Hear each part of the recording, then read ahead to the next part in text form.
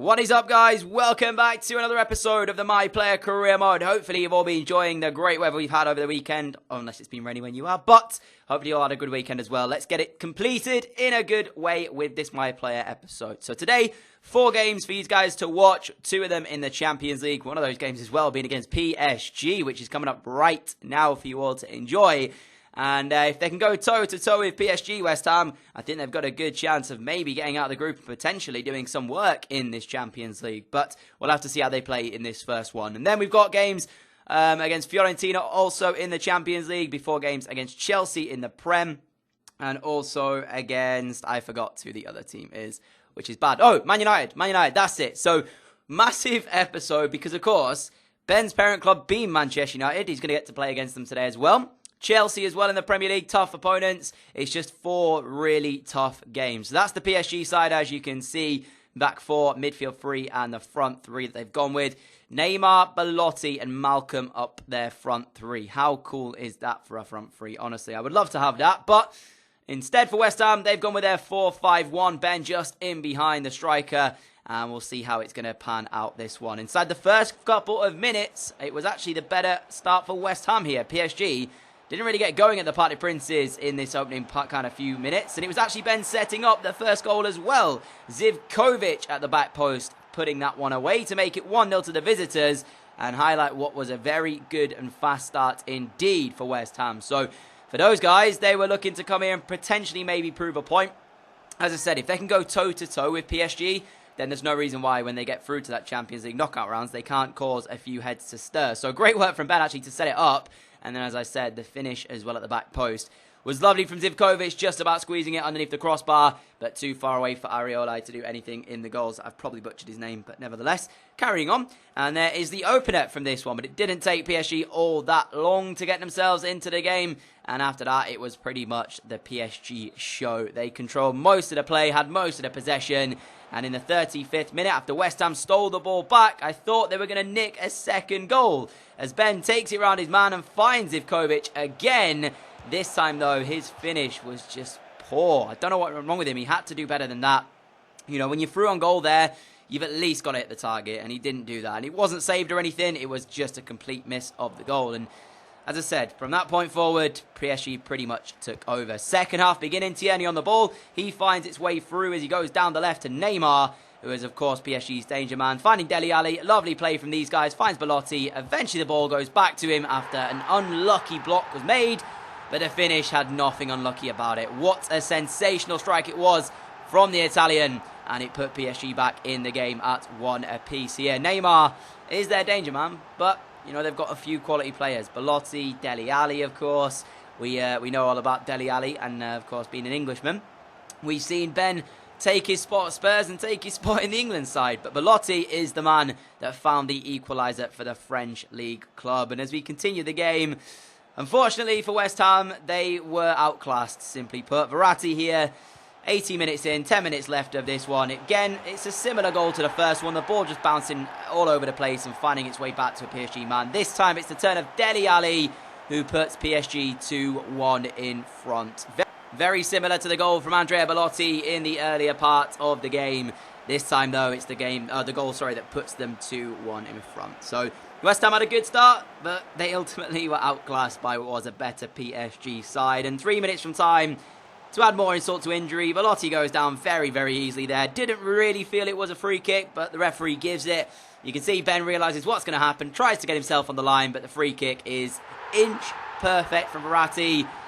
And he makes it PSG 3, West Ham United 1. A first half performance that they didn't do too badly in and matched PSG, but in the second, they were just blown away. So as it stood, PSG were going top of the group. West Ham will be second, and that was unfortunately the way the game did finish. A 3-1 defeat, but in terms of the group, I was kind of expecting West Ham to maybe be the second place team behind PSG. They've still got tough games to come in the next couple. I think it's Salzburg and Fiorentina, so both of those games are not going to be easy. But as I said, you know, we were expecting them to maybe get out of the group in second place, maybe not as group winners. So this result really isn't that surprising. And if I'm being completely honest, I don't think that West Ham will win the Champions League. But it would be nice to, of course, get out of the group and everything. So the other games, as you can see there, that's how they panned out. And as I said, just a disappointing way to start, but I wasn't too surprised. Now, moving into the second game, as you know, we're going to be taking on Manchester United. Getting to watch Ben play against his parent club for the first time since joining West Ham on loan. This one's going to be quite intriguing indeed. And I was asking you guys previously, should we play? Because, of course, if this was real life, Ben wouldn't be allowed to play in the Premier League against Manchester United. He would be allowed to play against them in other cups, but unfortunately there is a rule, I think, in the Premier League that doesn't allow players to play against their loan clubs. So, in which case, if this was real, Ben wouldn't be able to play. But I asked you guys, should we allow him to play? And you all pretty much said yes. So we'll be able to watch Ben play against Mourinho and his parent club as well. The intriguing bit is, I looked at who had replaced him in that cam role. It's actually Angel Gomez, the man who's going to be replacing him in that cam role. So, yeah, it's a pretty much same formation from both sides, apart from the fact that Ben is on the opposite number this time. And it's actually Old Trafford as well. So it's not like it's at the London Stadium for the first game between the two. This one's at Old Trafford. We'll see if Ben gets booed on the ball. But 14 minutes in, it was Manchester United with the first chance. Jota, excellent turn of his man. And I thought for a second he'd scored a screamer to put Manchester United in front. Unfortunately, though, his strike had too much on it and it went over the crossbar. But for a second, genuinely, I thought that it was Manchester United 1-0 up in the game, and I wouldn't complain at all because that would have been a brilliant way to honestly open up the scoring. So, yeah, can't really say too much about that. But then Jota here gives the ball away in the second half in a place that you simply put cannot give it away. Ben then, it's the tightest angle in the world, but somehow on that right foot, he piles one past that man in the between the sticks, David De Gea. I don't know how on earth he beat him on his weaker right side like that. It takes something special, but nevertheless, it is Ben who scores against his parent club to give West Ham United the lead at Old Trafford. You can see there is the strike on that right foot. David De Gea beaten. And if we take a look at the actual celebration as well, you can see he holds his hand up. No celebration from him. So he is showing respect to Manchester United, and that's probably the reason he wasn't booed. But still, it just had to be Ben who would score against Manchester United at Old Trafford to give West Ham United the lead and eventually give West Ham United the full 3 points from the game. That's right, Ben's goal, the only goal of this one, the difference maker. And that's probably why Manchester United have had such a poor start to their league campaign after losing him on loan here to West Ham. It's interesting because since he's left, Man United at this point now are actually 11th place. So it's not like they are still doing, well without Ben at the club. So I'm wondering if he was really that catalyst that took them forward and was able to make them play as well as they did, or is it just a coincidence, the fact that he's left and that now, they're kind of struggling. But he wasn't picked for the next game against Norwich. It was too close to the game against Fiorentina in the Champions League. And, of course, they want to prioritise that Champions League game. They want to get out of the group, especially being as close as it currently is. West Ham on 6 points. I thought PSG were top of the group, but they're actually not. They're on 5 points. They won that one against West Ham and drew their opening 2 games of the group stage. So it was actually only West Ham who had won their opening 2, and that's why they topped it. So it's West Ham on 6, PSG on 5, and I think Fiorentina on 4. So very close between these sides here. So going into the game against Fiorentina, away from home as well in Italy, I don't know which way this is going to go. That's the group stage, as I said. And if they don't get a win here, it makes a very, very interesting ending to the group stage. There'll be 2 games left, and it'll still be very close between all 3 at the side. So, yeah, this is going to be quite tough to say who's going to go through. But that's the side that Fiorentina have got. There is a couple of players in there that I really like the look of. Roda, of course, and if we actually think about it, they've got Roda, they've got Miranchuk. There's a couple of players as well, other areas of the pitch that are pretty decent. But I feel like West Ham on paper do have the better of the 2 sides. But as we got into game in Italy, we're just going to have to see which way this one is going to go. Is the home advantage going to work for the Italians, or can West Ham cause the upset and pick the win up away from home? They did have the better of the 2 starts as they go down the left here with Ben again. And this is just a great cross. But once again, the thing that annoyed me was the finish of Zivkovic. What was wrong with this guy? You get him into good areas, you get him in setups, and he just seems to never be able to hit the actual target. Again, another good ball, another good attempt, but this time he completely messes it up and it goes wide of the post. I don't know what's happening with him. He scored a couple of goals since Ben's joined, but ultimately his finishing has just been a bit of a letdown, really. As Fiorentina go close here, 38 minutes in, the ball bouncing back to them like it did for PSG.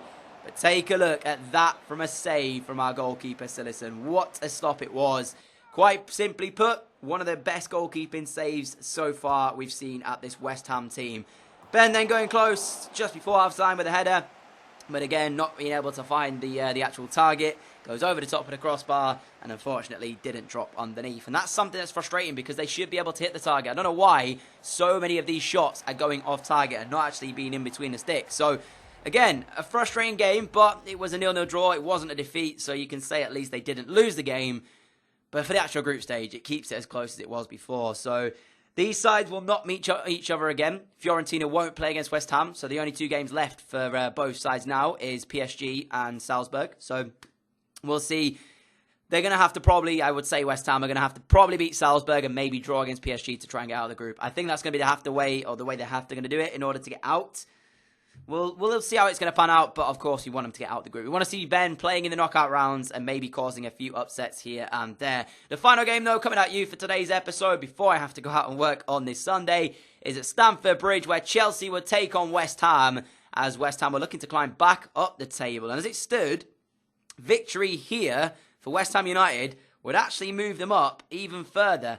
They're right now sat 9th place, and after a horrific start that they had, you can't really say that it's been bad for them since then, because after that, they now, if they win this game, could be 3 points away from the first place team. So, considering the fact that they had such a bad start to begin with, to say that they're that way now going into it, if they win at Stamford Bridge here, they're only 3 points behind top spot. That's a great climb from them. So, going into game, there's a lot to do, and it's going to be tough against Chelsea, but we're just going to have to hope that they can do it. And the player to watch, as you can see, is Ben. And as we got that, it was actually a Chelsea corner. 12 minutes into this one. It's whipped in towards the middle, finds its way to Cancelo, whose header goes over the top of the crossbar. And that was really the first chance of this one here at Stamford Bridge. It wasn't a great header, but it was still pretty close to finding the target there. And from there on, it was all Chelsea. Like it was against PSG, West Ham not really in the game in the second half in that one. This time, they weren't in the game in the first. Kante picks up the ball, turns on it, hits that left-footed strike, and it's hit the crossbar and gone over the top from N'Golo Kante. That would have been some goal if he'd have scored it, and it would have made the score 1-0. Look at that. It was so close to dipping underneath the crossbar. Cillessen was beaten. He didn't know where it was going, and it would have made it 1-0, as I said. But for West Ham, who were never in the game, they did have their moments. 81 minutes in here. Late on in the game, not too long left. Ben here gets a little bit of luck to get the ball back, drives inside, tries to find that top corner. It's a good save, and from the rebound, unfortunately, the header is put over the top of the crossbar, so it won't sadly be the goal that they were looking for. And as the game was coming to a close, there was chance for one more opportunity, and it just so happens that it would have been taken by Ben. Lovely 1-2, gets it back and curls his effort past the goalkeeper to give his side the victory in the dying few minutes. This was pretty much the last kick of the game, so we knew as soon as this one found its way to the back of the net that that was going to be it. It would be game over, and look how close it was. Christensen is inches away from blocking that with his slide. Courtois can't get near it with a save, and it means that West Ham United are going to take the 3 points away from Stamford Bridge and now close that gap to the top spot to 3 points. From the disastrous start they had, what a sensational turnaround it's been. And I'm intrigued to see if they can go and get that top spot in the next episode. But regardless, guys, that's it for this one. If you did enjoy it, a like would be greatly appreciated. As always, guys, thank you so much for all of your support. I know FIFA's kind of dead at the moment, so a lot of people are waiting for something to happen to spice the game up a bit, but it's the way it goes around this time of year, unfortunately. But anyways, that's it from me for today. I will see you all again at 4 p.m. tomorrow. As I said, I got to go to work now, and I'll be back later on, probably get some videos recorded and ready for tomorrow. But that's the league table if you want to check it out, and I will see you all again from tomorrow at 4, guys. If you're not already subscribed, make sure you hit that subscribe button, hit the notification bell, and enjoy the rest of your day, guys. See you all tomorrow. Adios.